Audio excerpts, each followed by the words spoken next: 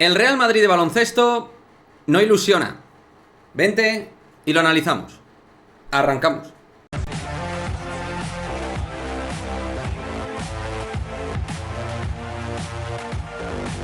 Hey, ¿qué pasa, chicos? Muy buenas, bienvenidos a este nuevo vídeo de Madridismo al Día TV, donde vamos a hablar del Real Madrid de básquet, ¿no? Nos estamos encontrando una sensación bastante fría de la gente con respecto al roster de cara a la 23-24, donde la gente está bastante despegada del equipo a nivel de ilusión. Después de un año donde se ha hecho historia ganando la Euroliga, primer año Chus Mateo, el equipo campeón de Europa, pero donde tampoco podemos obviar que en la final el equipo no estuvo a nivel con respecto al Barça, donde en la Copa se hizo el ridículo y donde el equipo, es verdad que a nivel de estética baloncestística dejó bastante que desear, con bastantes sombras durante la temporada y otras luces, y diréis lo normal, cualquier equipo top, ¿no? Pero es verdad que eso ha quedado bastante dentro de la vena madridista, y creo que esta sensación, fijaos, os voy a decir que viene desde el punto de inflexión del adiós de Pablo Laso, muy probablemente. Creo que Laso hacía conectar a la gente mucho con el equipo.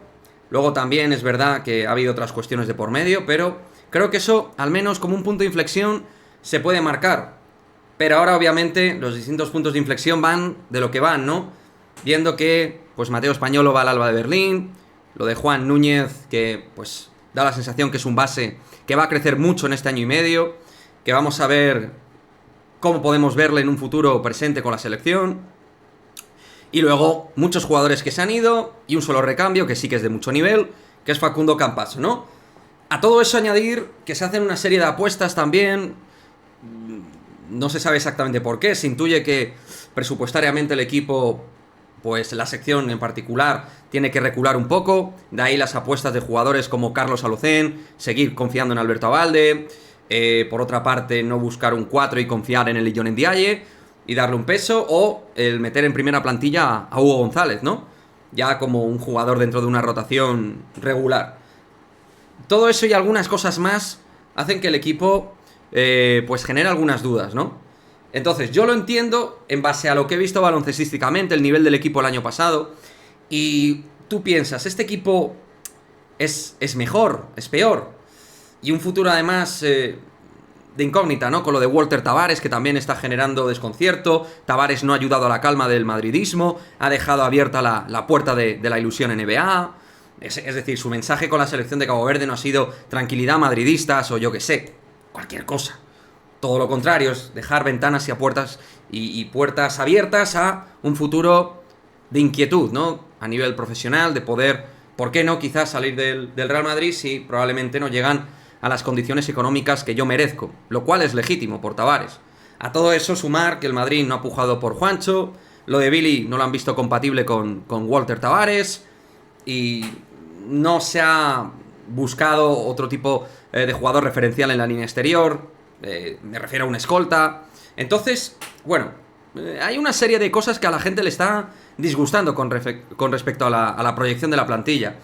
Por una parte, quiero decir desde este canal y en este vídeo que lo puedo entender y empatizar, aunque yo no estoy en ese extreme, no estoy en ese extremo, estoy en un punto gris donde hay cosas que no me convencen, pero por otra parte, cierta cautela, porque creo que hay bases interesantes, de mucha calidad.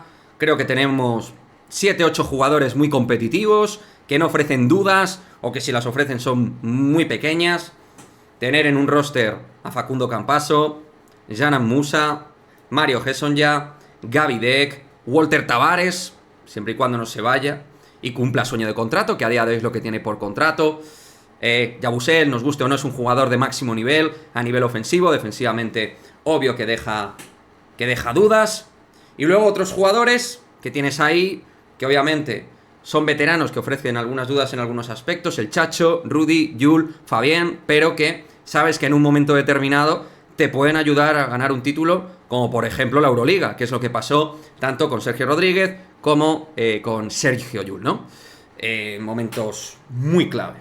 Entonces, claro, yo creo que en particular la plantilla del Real Madrid ha perdido algunos elementos que no se han sustituido.